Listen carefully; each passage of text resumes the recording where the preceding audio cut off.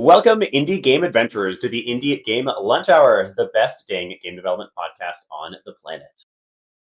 Today we're being joined by Salaar to talk about how to build a sustainable game studio.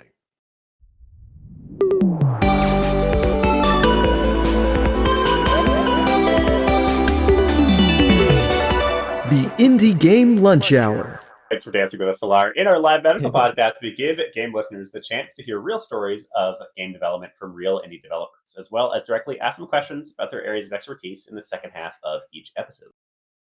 This is an edited recording of a weekly event we host in the Indie Game Academy Discord on Wednesdays at 12 p.m. Eastern Time, so feel free to swing by for the next one and ask your questions live. There are links to join down below. I like the way, with your accent, you say unedited. Totally. We're your hosts, Will Delventhal, headmaster of IGA and the Wizard of Games. And I'm Tim Wood, founder of Right Finder Headhunting and the sometimes noble Knight of Games. Joining us today... yeah, that would help, wouldn't it? Joining us today is Salaar, and we're going to talk about how to build a sustainable game studio.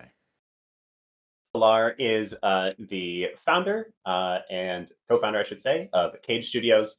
And yeah, excited to talk about founding game studios with you. So Salaar, what are you having for lunch here today? What am I having for lunch? I will probably eat some Thai food. They have a lunch special nearby, and I do love me some Thai food. How about you?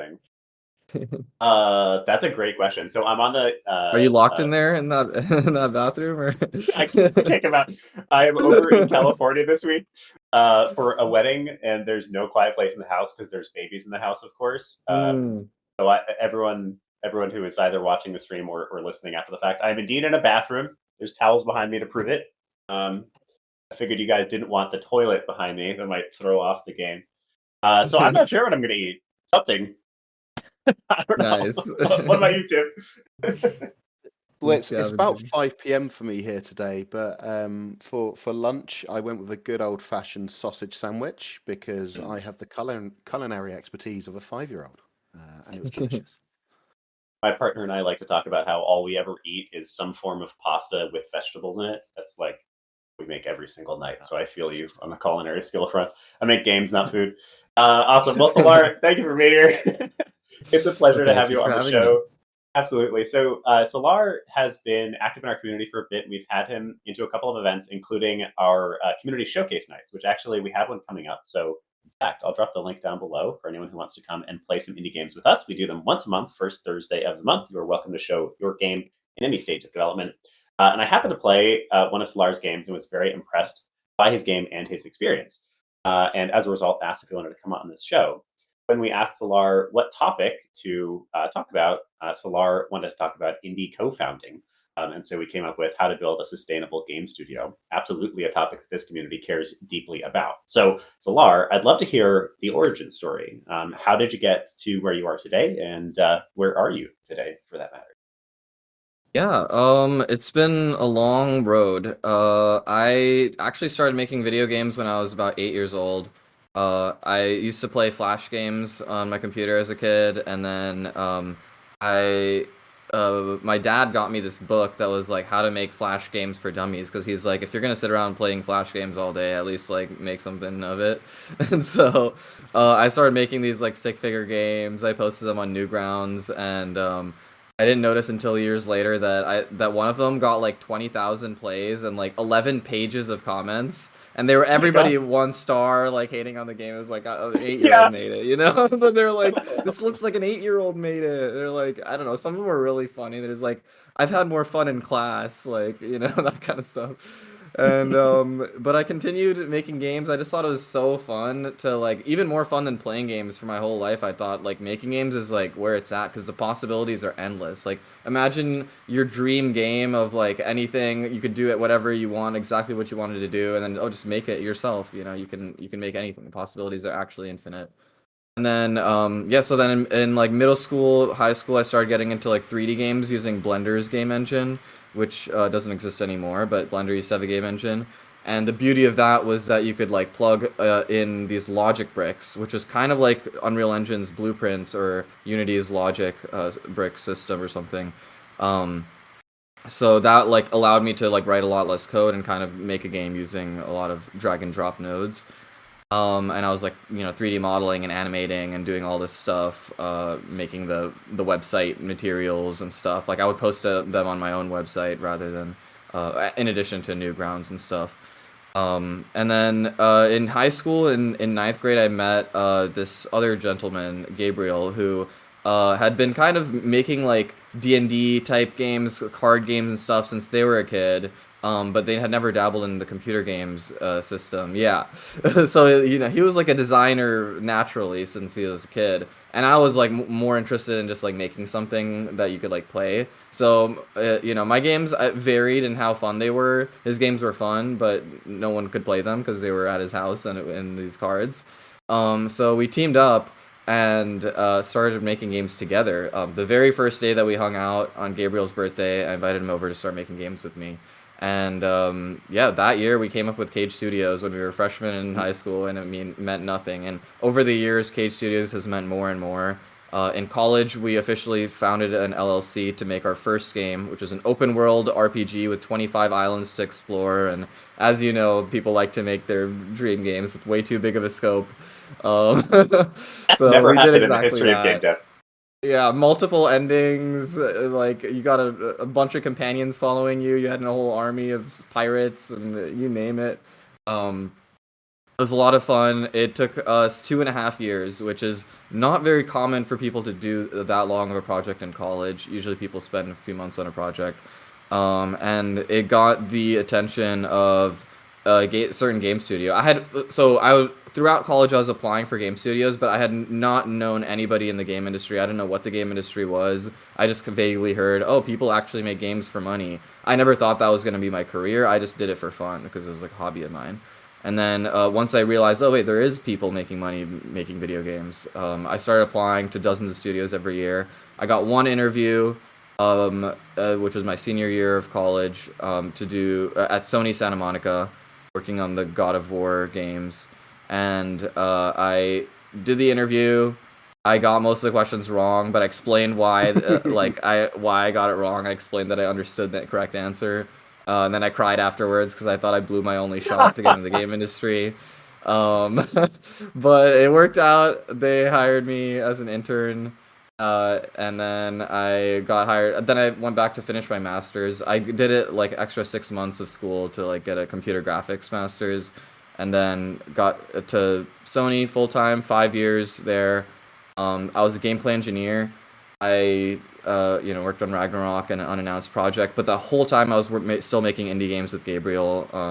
Luckily, the people there were very supportive of that, as long as it didn't take away from my day job. So I was continuing to work on these games. Most notably, Sherwood Extreme was this like at first it was like a free to play co-op crossbow shooter where you do like slow motion backflips as Robin Hood, and you can piggyback ride your friends and they can like shoot from your shoulders and stuff. So it was pretty fun. It got like 150,000 players, that one. So it was quite popular. And then we made a roguelike deck builder. And both of those games I launched after I quit my job in the start of 2024. So 2024, we shipped both of those games and started working on a new project, Gunstoppable, which is the one that I'm mainly focused on today. Amazing. I love there's a lot for people to pull out of this one. I think one of the first things, because so many people here either want to start a studio or want to join a studio, want to work for somebody else. So I love that you wound up founding your way into the industry largely by taking it upon yourself to build and release games, and you did that sort of without the intention of that being how you broke in, but that wound up being the gateway that helped you break in. That's something for everyone to learn here and is easily within your control. That's something I hear a lot, that this industry is so sort of job insecure that it's very difficult to feel like you have control of your job prospects. And I totally get that. But one thing you can always do is launch games. I also just love there's some personal parallels here. My first games were also in Flash. My first game did quite like had a lot of players, which is very cool, and most of them thought it was shitty. And then I wound up going with a bunch of other tools after the fact. Anybody remembers Sawblade software, which is somehow a Mac only game development engine? I'll give you a big hug. I'm actually curious before I dive deeper into this, Tim, what was your first game? I don't think I've ever asked this. What, first game that I played or first game that I was part of kind of making? Part of making, yeah. So I was one of the writers for Dragon Fist VR Kung Fu, which is a VR Kung Fu fighting game. Hell of a lot of fun. The developer for that is a lovely guy called Ben Olding, who was actually one of my Kung Fu masters. That's how we met. And when he started making a VR Kung Fu fighting game, he was like, "Hey Tim, I need some help to make these characters all have reasons for wanting to beat the hell out of each other." So that's what I worked on, bios, barks, and that kind of thing. The other projects and games I'm involved with are more kind of tabletop focused. That's really where I live. But it was really fun being part of a wider pipeline and also writing for VR. Very different to any kind of writing I've done before. You're looking at word count and is it viewable through the actual VR headset? And, where do we show all this text? Because, I think people will get bored of just picking up books all the time in VR. We had to think of other ways to illustrate the story. So, yeah, that was my first game. Maybe there'll be some others. Who knows? Beautiful. That is, by the way, Antonio from LinkedIn. I see you. And also, I hear that I hear bad. I sound bad. Do I sound better, people? I sound better, Tim and Salaar? You sound great to me. Okay. Yeah. All right. I'm using a shitty travel mic, so we're going to have to make do for today. I think the other thing that I really love about your story, Salaar, and this relates to the topic of the day, so we can jump in and get started with this, is the fact that you were working on games consistently and that you kept them under one brand. That's something that I wish, a lesson that I wish I had learned early on, because I have made so many games all through my childhood, and most of them were just for fun. But I didn't really keep them in any particular location, which means that now most of them are gone. Many of them have disappeared, which is one of the weird eccentricities of being a digital artist. And they didn't create a shared momentum. I didn't wind up building a brand surrounding my games, which is an incredibly potent way for an indie developer to find an audience. Show with one game that you can create something wonderful, to get a couple of people who love that game to move on to the second game and get a couple more people, and to create that momentum that eventually means you have an actual audience that cares about you, your story, and the games that you create. So that's something that I feel you've done really well here, and it's something for everybody to really learn from, which definitely brings us to the topic of today. So you told us that today we would talk about how to build a sustainable game studio. I'd love to hear your intro to this very challenging topic. Yeah, it's definitely a broad topic and a challenging one. I kind of want to start by saying, like, what is a sustainable game studio? Because that can mean a lot of different things. I think that, personally, I feel that the most important part of building a sustainable game studio is you have a brand, you're making games constantly and consistently over the course of years. That's what I think the most important part of building sustainable game studio is. I think, other aspects are, oh, will this help me find a job? Is this making money? Like, there's all this other stuff as well, and I will touch on those topics too. But I think the core of it is, if you want to make money, there's plenty of other industries out there that are going to make more money and have more work-life balance and stuff like that. I think just for the love of making games, it's like, how can you consistently do that and be motivated, be supported, have this leading in directions that you like. That's, I think, the important part of building a sustainable game studio. So I'll talk about the different aspects there, the easy parts, the hard parts, the very hard parts, and what that entails. So I'll start with something to get you excited, which is that making games is really fun, and it's easier than ever to get into making games. And if you've seen that meme of like the bell chart where it's like, oh, just make games, and then there's like some crazy complicated stuff in the middle, and in the end it's like, just make games. It's kind of like that meme where it's like, it's super easy to like get started, just pick up a game engine, make games. It's that simple. And then you have a bunch of stuff in the middle that is like the mountain that you have to climb to realize at the end that, oh, I just have to keep making games, and that's what it comes down to. But there are some lessons that you learn while you're in that mountain of the bell curve, which is, for example, now I'll get into a couple of the harder lessons. One of them being being a sustainable indie game studio means learning things and trying out things always outside of your comfort zone, which means that if you want to be a really good artist, if you want to be a really good programmer, a really good designer, and that's what you're super passionate about, then making an indie game studio is often not for you unless you can find a good group of teammates around you who can support you. But there's definitely more than one hat you'll be wearing no matter what as an indie developer, if not many, if not all, depending on the size of your team and stuff. And that's not something that everybody necessarily is interested in. I think practicing your craft can be within a game. It doesn't have to be within a game.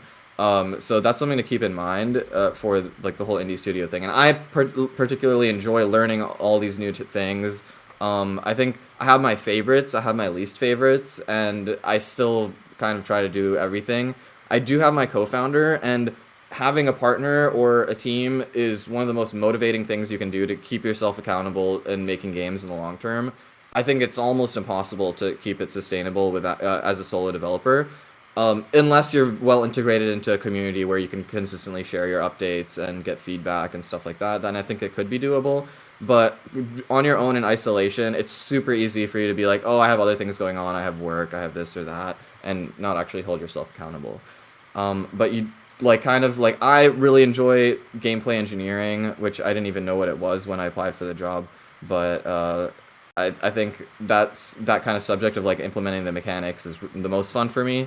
I also am an audio person. I like composing music, making sound design, that kind of thing. I like game designing the games.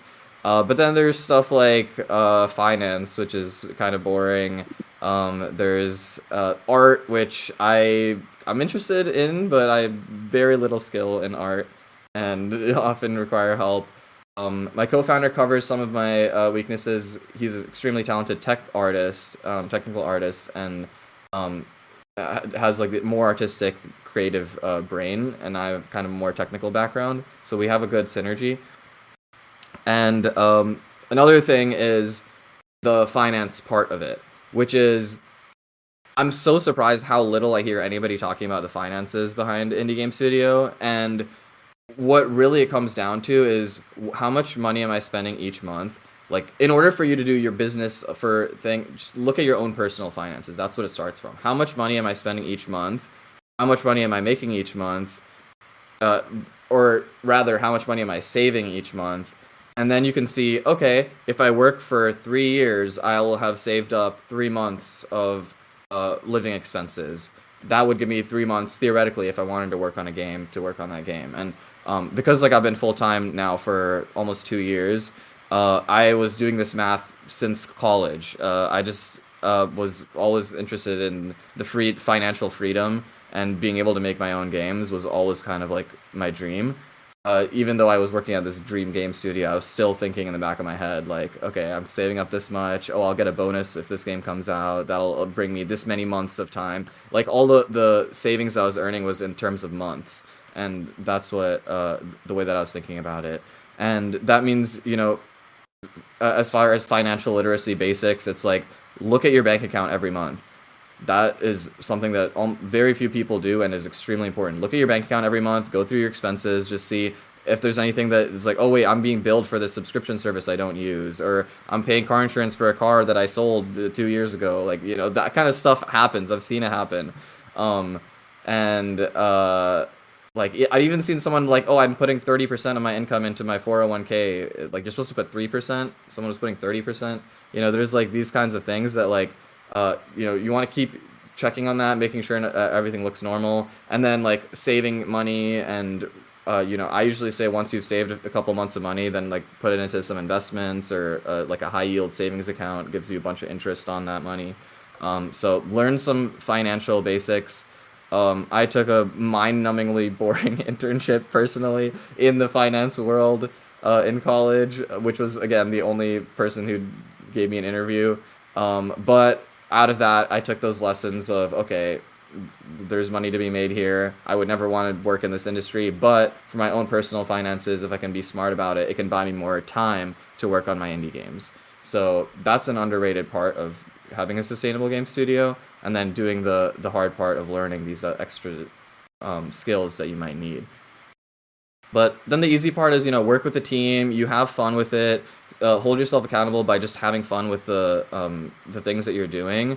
Make sure that you have like a balance of, okay, I'm going to finish this project and I'm having fun with this project. And, if you're not having fun, you're not feeling motivated, either start a new project or try to find the fun in the project that you're working on. And a lot of it is like choosing your task, but a lot of it is just mental, like reframing your brain around the hard parts of a project, because the second half of the project is always way harder than the first half, as far as like mentally and motivation wise and all that. Especially if you have a day job and stuff, it's hard to motivate yourself to finish. So like you want to set a limit. Okay, either I'm going to be done after this time, or I'm going to be done after this feature, if you tend to keep adding features to your game, and like kind of like set a limit for yourself so you can move on and start fresh again with something new. I am now in the philosophy that releasing more and more games faster is the best way to go about it. I had previously spent 2.5 years on my first game. My second game took 4+ years of part-time work, but still, it was a long time. And, working in AAA, God of War Ragnarok took 4.5 years as well. And I was like, never again. I'm going to make a game every year or two and keep it going really fast, because the more dice you roll, the more chances you have of success, as well as the easier it is to stay motivated, because you don't have to like commit super hard and like work on your game for 10 years and then be breaking down and crying for a week because it didn't sell as many copies as you wanted to. Like, the investment and the motivation are a lot easier to maintain when you're releasing games on a tighter schedule. But I would also say that I also value, all my advice is from my own experience and my survivorship bias and stuff like that as well. So take it with a grain of salt, do things your own way. Everybody has a different story. But I do think that it's kind of undervalued to work on games longer as well. I think in the industry, in real game development, people shipping games all the time, it's pretty uncommon. Maybe certain genres it's more common, but it's pretty uncommon to be making games in like a month or two, which is very common for a lot of starting indie game developers.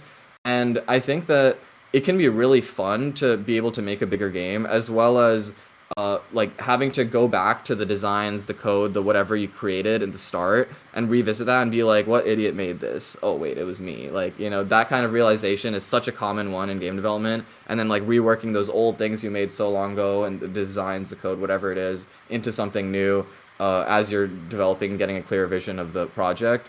That stuff only happens over the course of like 6+ months, and it has a lot of value to it. So if you can like keep yourself like, okay, let me take on something a little bit more ambitious. It doesn't have to be an MMORPG or an open world game, but like I saw you had a good tier list for that. But something that's like a little bit harder than just a 2D platformer, something that you can like, okay, this game I know is going to take me a bit. I know I can do something more with that, something special, and maybe I have these other couple people who are interested in working on that with me.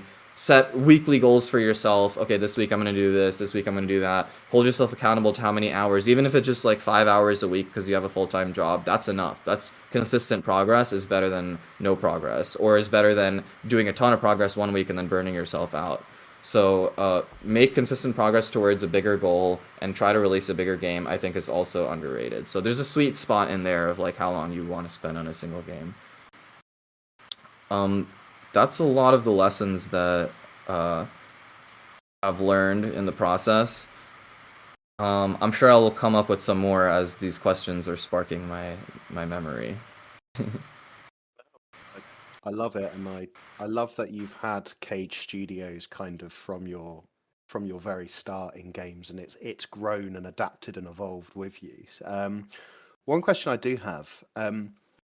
You're talking about releasing a game kind of once a year, and you've gone through what every game developer and creative goes through, where your first ever project was massive in scale because you're making your dream game in that moment. So what's your framework now for deciding what kind of game project and scope is feasible versus what could potentially get you lost in the marshes a bit? Can you walk us through your process there? Yeah, there's different aspects to that. So Well, for one, the big mega one was our first commercial game. So before that, I had made over 30 games in Flash and Blender game engine and stuff like that. So I did know that it was going to be a big game, but I didn't know it was going to be that big of a game. I think the first step is deciding the genre of your game, and that determines a lot of the scope. I would say anything multiplayer is going to take twice as long as you think if it's your first multiplayer game. Like, take how long you think the game's going to take. Oh, I can make this game in 6 months. Double it, and then you're looking at a multiplayer game. So I would discourage people from doing multiplayer their first time around. Besides that, I think open world games are very difficult. Anything with like that relies on a skill set that is not your own is difficult. So open world RPG actually is not that hard to make if you are a very fast artist and writer. Because I'm a programmer designer, that was like very difficult for me because it's like you need so much art to fill out this world, you need so much writing, and I got help from some friends with the writing, but that's like a big thing. So depending on something that matches your own skill set too. And then I would say like fighting games. If you're a good animator, I think easy peasy, do a fighting game. If you're not a great animator and a quick animator, then a fighting game is almost impossible because it relies so much on the animation fidelity and stuff like that. So for me, because I'm a quick programmer, quick designer, I was like, okay, I'm looking at the genres out there, and like I'm like, okay, roguelite games are very systems heavy, very replayable, and I can go very far with the design and the programming tech for it. And then I was also looking that like our last game was a third-person shooter. This Gunstoppable is a first-person shooter. Oh, I don't have to do any animations for the main character who's doing all this parkour stuff. Okay, that's gonna save me a lot of time. So. And it fit with the genre of like boomer shooter kind of thing. So I was like, okay, first person roguelite, this is perfectly up my alley for what I'm able to achieve. I still have to design levels and make content and characters, and I still have to do animation and art and all that good stuff, but it's less than it would have been in a different genre. And then beyond that, as far as like, I'm talking about like limiting my scope and making that manageable kind of for myself, right? I would say I pretty much try to piece together the features that I'm going to need pretty early on in the prototype. So in the first month, I have a pretty clear vision of the game. I'm like, okay, these are going to be all the core mechanics. This is how we can scale the content. And scaling the content, I think, is important because then it's kind of like, depending on the pace that things are going to go at, which you don't really know, you can like add more or less to the game. So it's like, okay, we have these 5 weapons, these 5 attachments in our roguelite FPS. We have this like infinite tower of the same level, and okay, the game's fun. We know that, we proved that out. But it's like, okay, now we know we can add more levels, we can add more weapons, we can add more attachments, and the game can be even more fun. And eventually we'll continue adding features because that just happens. Oh, actually the game would be really cool with the leveling up system. Oh, actually the game would be really cool with this or that. And that's completely fine. The way I analyze that, which is actually a really interesting topic, is something that we call like the RIT test, which I think we just made it up. Risk, impact, time, and testing is the 4 metrics. So we put a spreadsheet of all the features. Like every few months, these features are piling up in our brains. Like, oh, this would be cool, but not yet. I have to do this other thing. Oh, this would be cool too. And then like once a month or something, I'll be like, okay, I have a list of 10 features that would be really cool in the game. We can't do them all. Let's put them in this RITT schedule and or spreadsheet, and then we say, okay, what's the risk of implementing this feature? How risky is it for the design of the game, as well as like, is it going to break things if we implement it? Is it going to make the game completely different from what we want? What's the impact? It's like, oh, this feature would completely change the game, or oh, that would make it look cool, a little bit cooler, like type thing. And each thing we're ranking like 1 to 5. Time, how long is this going to take to implement? And testing, how much testing is this going to need to like after we've implemented it? Which I think is kind of different from the time because it's like a specific type of skill set as well. But you could lump in the time and testing together potentially. We've done that before too. But risk, impact, time, and sometimes testing. And then you can like kind of compare just a flat out score result at the end. Oh, this one has the highest number. That means that for the risk, the impact, the time, and all, that's the most worth it for us to spend our time and energy on. And then we're like, okay, so if these are the top 2 ranked in our test, do we have time to implement them? How do we fit those on the schedule? And we try to like have this schedule of like, oh, we want to launch on this date, but So working backwards, okay, do we have time to do that? I think we still left us a few months to work on these miscellaneous features, so we're good because we've done this before. But you might have to push back your schedule if you didn't think about it and you think it's going to have enough impact and stuff. So there'll be like little things that have a big impact that we go to put in the game, and then little things that have less impact or bigger things that have less impact that we're like, that's not going to be worth it to work on. So it's definitely flexible, adaptable, incremental, based on playtest feedback a lot of the time. Oh, everyone's saying this thing. I think I came up with a feature idea that will help solve this problem, and then we put that in a spreadsheet along with the other ideas. So you want to stay adaptable, but also like start off with the schedule of, we have this foundation for the game in the month. We have these this way to expand the content. We're going to release the game by then. At least start with something, and then leave that open to change. It's really interesting. I really like the RIT procedure that you talk about here, by the way. It's a really simple approach to just give yourself some metrics like that, and perhaps take these exact ones that Salaar is giving you to compare how you change your games, and for that matter, which projects you work on at all. You could come up with a similar metric for your pool of game ideas that I know all of you out there have a million of. I think you were talking about that bell chart, that meme of like you start by thinking one thing, and then in the middle you think something else, and at the end you think the same thing you thought at the beginning. I think Right. that actually applies here. At the beginning, I think we all just make the game that we think is going to be fun. We're like, oh man, that'd be awesome. I'm going to build it. We don't think about anything else. And then in the middle, we're like, we get burned, and we spend 2.5 years working on a 3-month project, and we're like, my god, that was exhausting.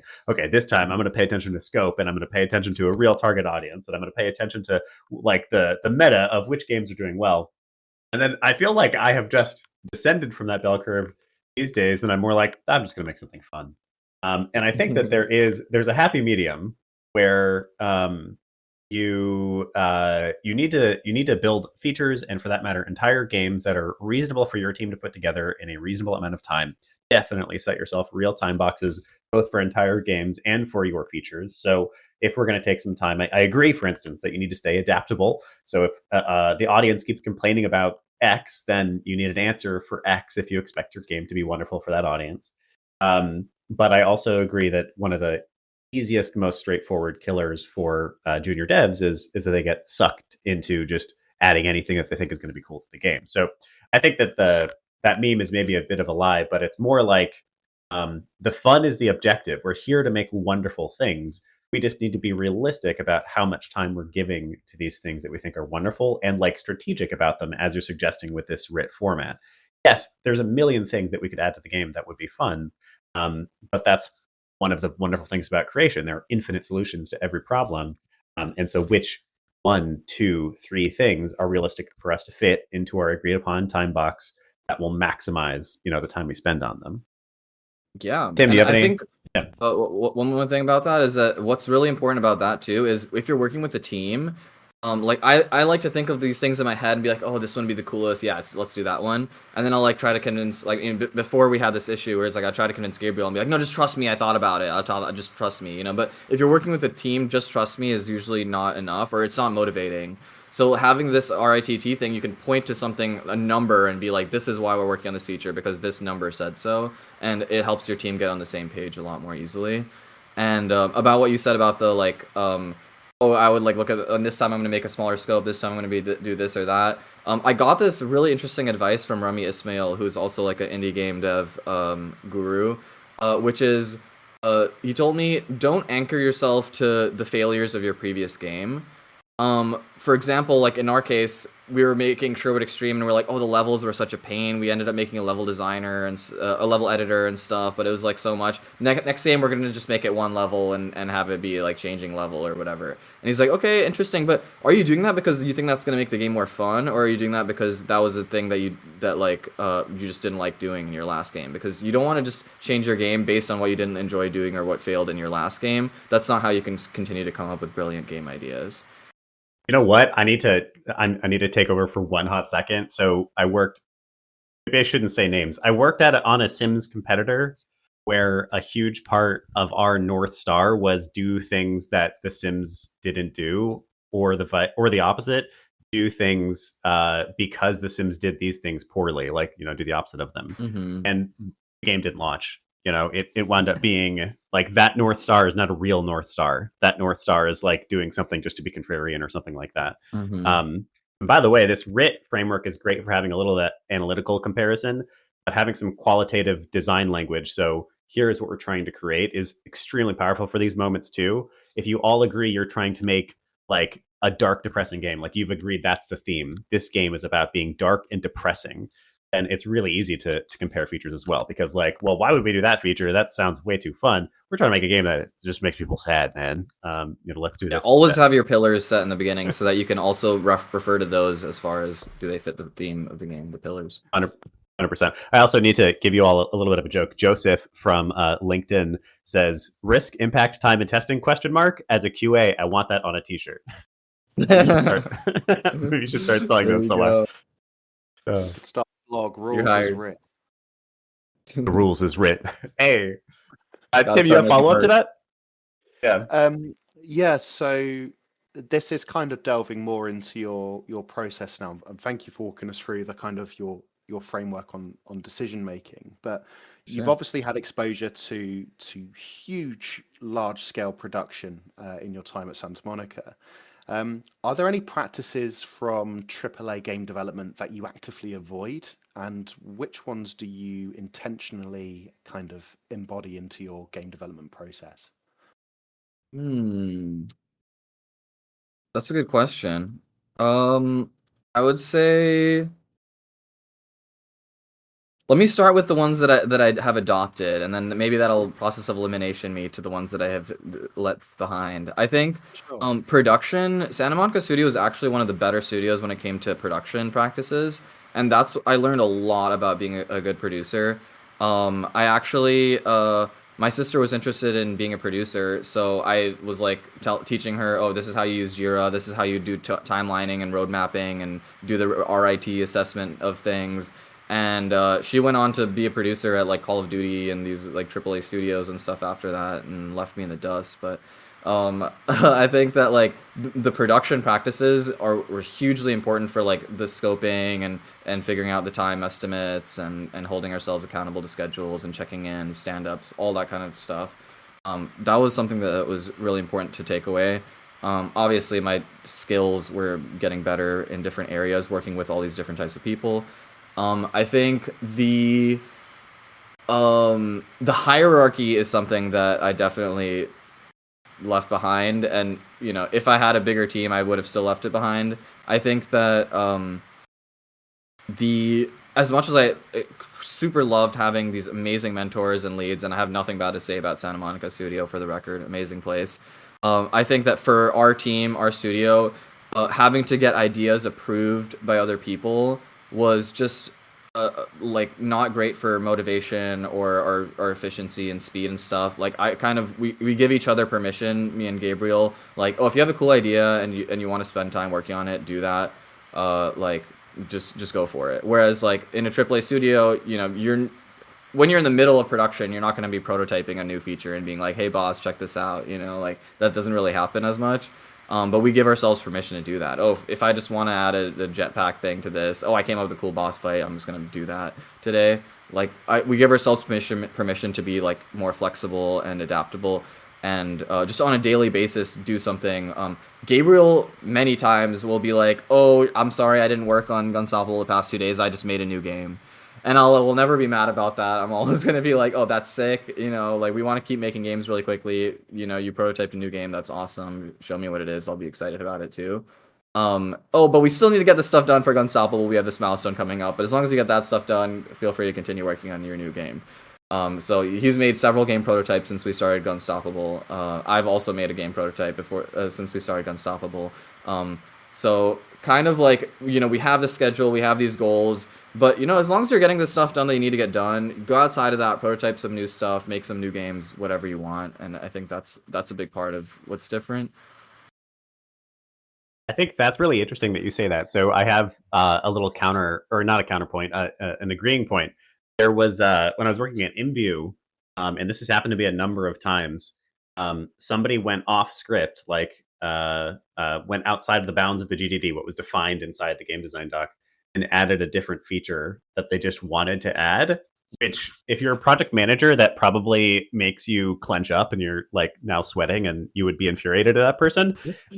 But immediately after this, I had a playtesting session where we had 6 different people play like individual one-on-one sessions, and all 6 of them mentioned this feature. He added like a magic staircase that played piano as you walked up it. He just wanted to. No one requested this. He just did it like in his free time. And it was wonderful, and we kept it. And in fact, we had other features that were inspired by that mechanic. So I think, as you suggest here, like building other prototypes, like keep the creativity alive as well. Like never forget that the fun you have on the building process often translates to the fun the player has when they're actually playing the game. So all of these processes are important. So you actually get things done and you actually build things that are appropriate for your time box. But don't forget we're artists, and like if something sounds fun, sometimes just give it a little time perhaps, or at least do like a test to prove to your coworkers that it's going to be dope. Yeah, and one thing I learned about wearing the multiple hats is try not to wear the multiple hats at the same time. It sounds weird, but like because I'm a producer for the team basically, but I'm also a designer and a programmer, I never wear my designer and my producer hats at the same time because that limits your creativity. So like I'll be like, okay, I'm gonna put on my design hat. Oh, the game would be so cool with this, with that. Oh, like we should do this, that. Okay, now I'm gonna switch to my production hat. Okay, where is this gonna fit in the schedule? Are we able to do this? Because if you're thinking of those two things at the same time, it's gonna limit your creativity. It's gonna be like, oh no, I would do this, but no, that's gonna take too long. Like you can't wear those hats at the same time, especially not production and design. So that's a big part of like making sure you keep that creativity and try new things.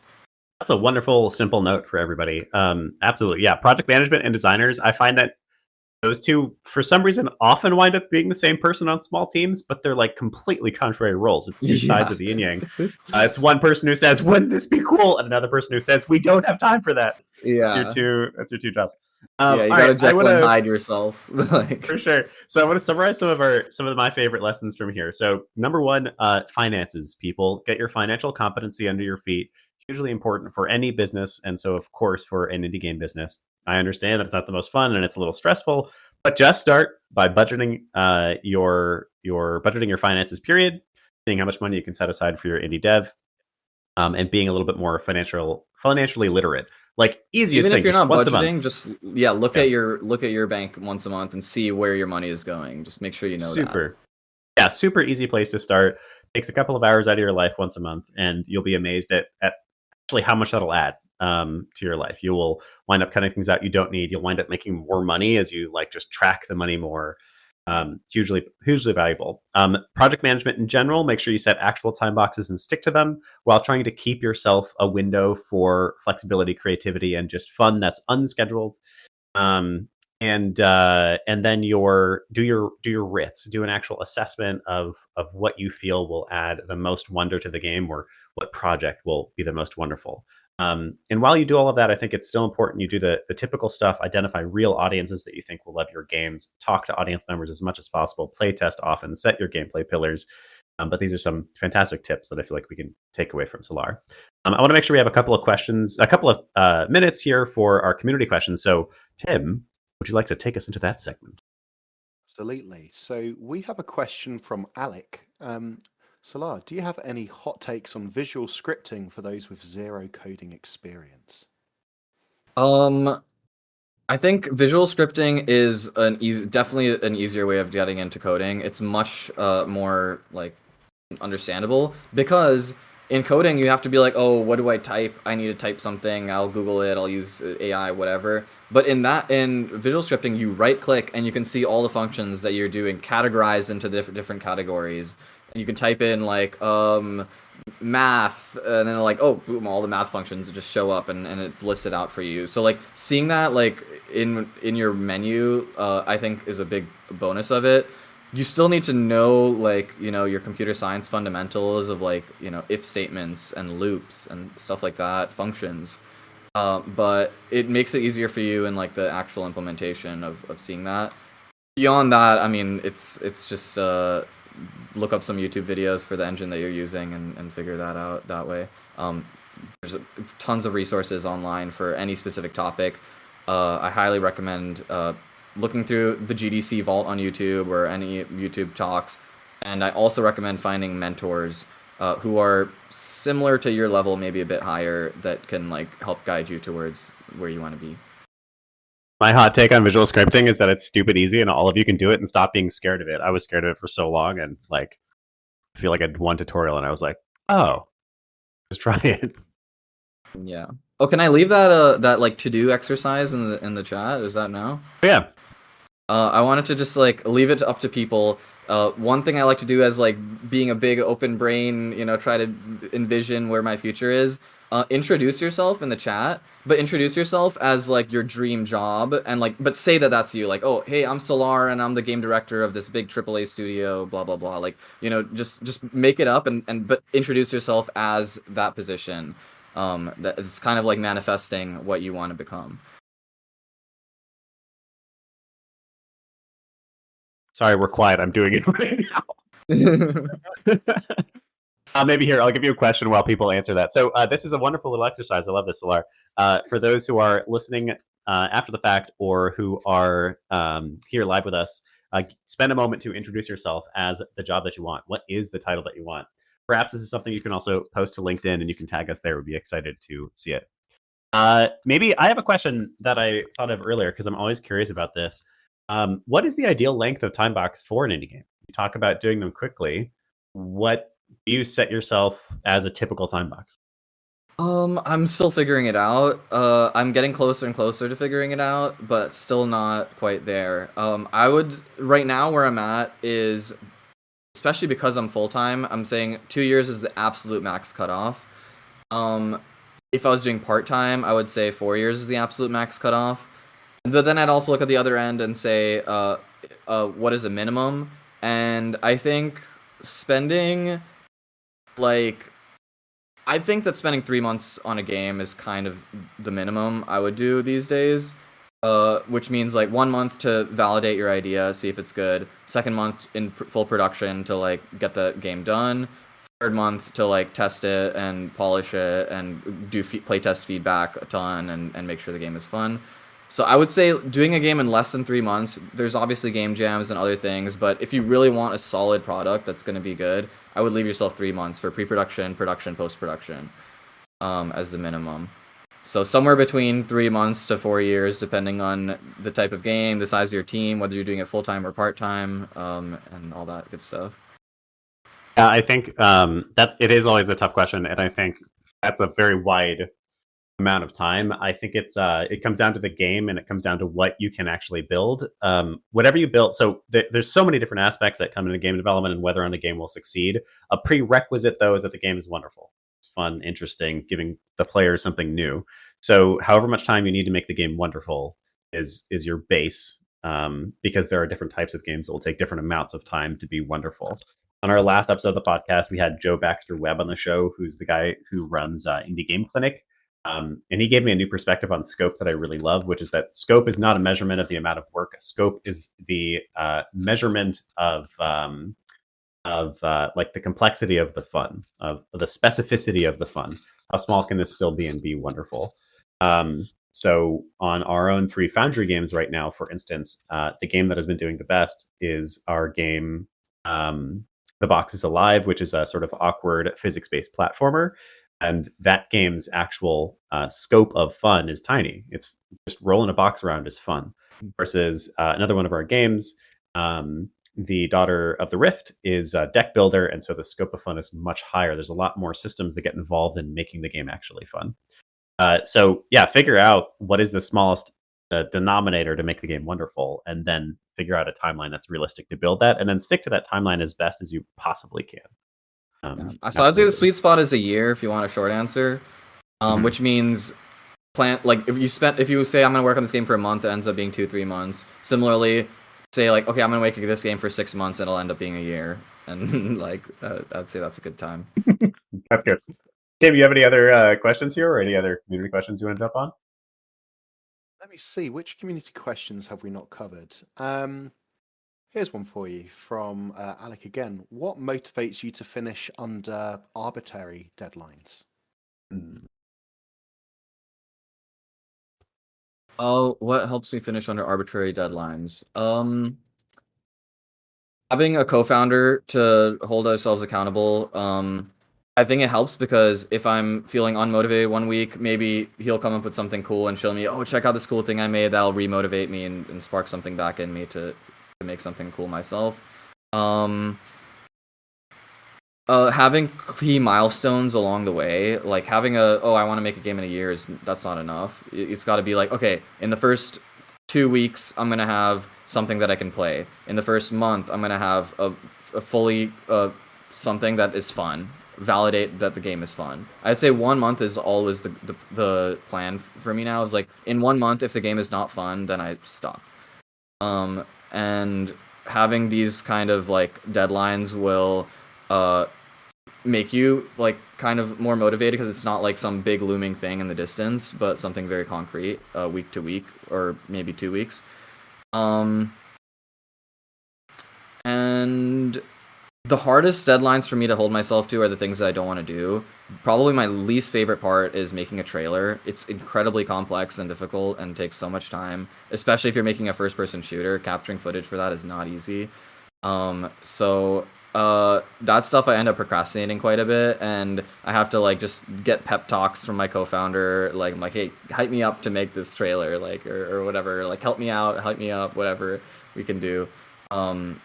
So that's good. And then I think honestly, just keeping yourself healthy is honestly also a big part of holding yourself to those deadlines, because you're not gonna have energy to work on your game if you're not sleeping, you're not eating, you're not seeing some sunlight on a daily basis. Like you take care of yourself, practice gratitude, think about how lucky you are to be able to be making video games and spending any time at all being able to do that, whether it's part-time or full-time. It's a big privilege and something that almost no one knows how to do and wish they could do, and you're every kid's hero and all that kind of stuff. Hype yourself up in your brain. You can create that motivation. There's motivation, and then there's like self-discipline. So self-discipline is take care of yourself, make sure you're healthy enough. Motivation is you're so privileged, be grateful, talk to your friends, get them hype about it, that kind of thing. So approach it from those two angles. I love that. For every one person who actually works on games, there's like got to be at least 10 who think about it and never actually do it.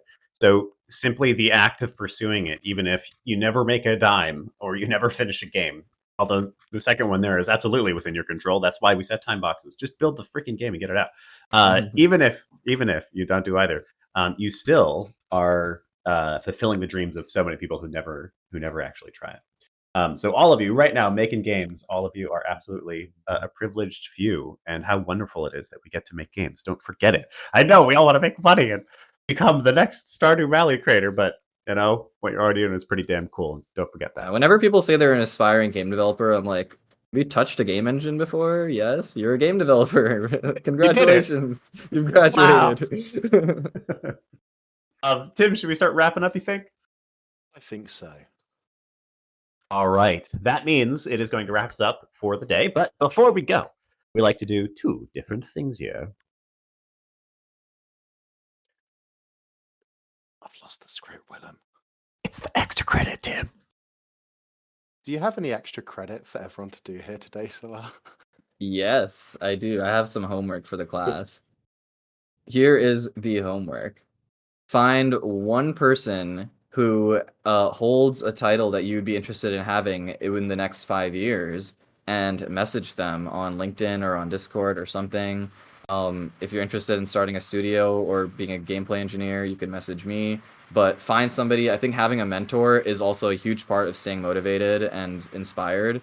So find somebody who is kind of like, oh, I wish I could be in their shoes in the next 5 years.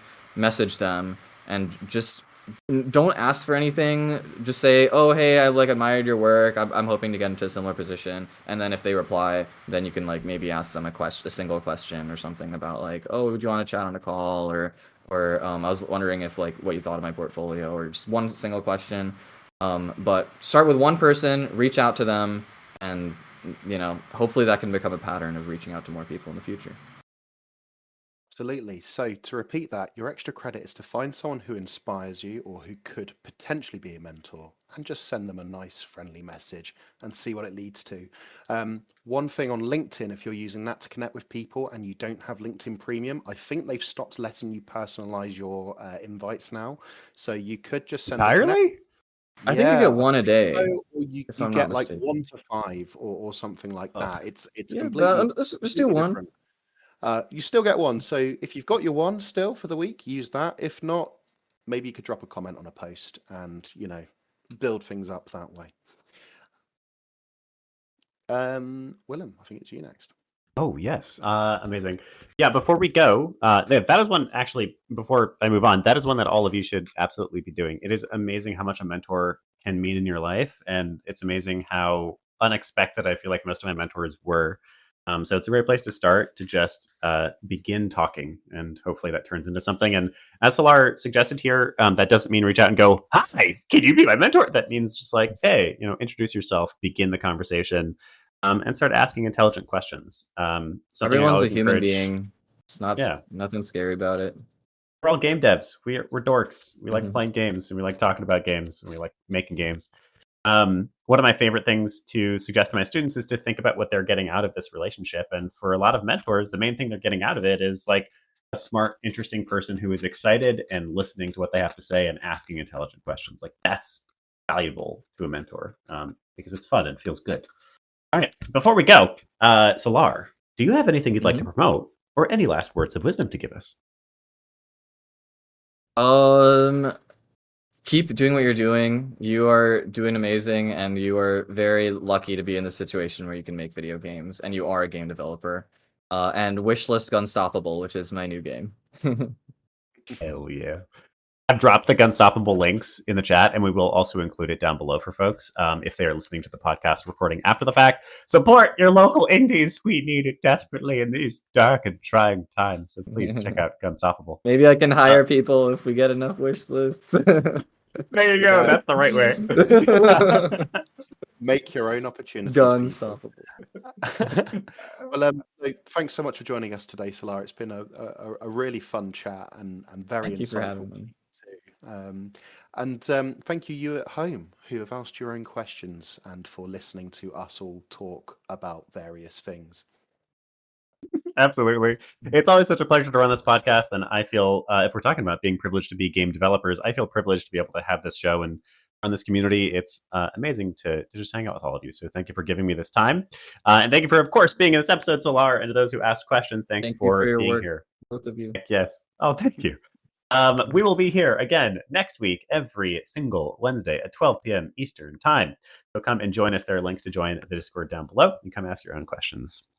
I think that's it. Any last things? All right. No. Well, then goodbye, everybody. Back to the void. Bye. Adios. Game over.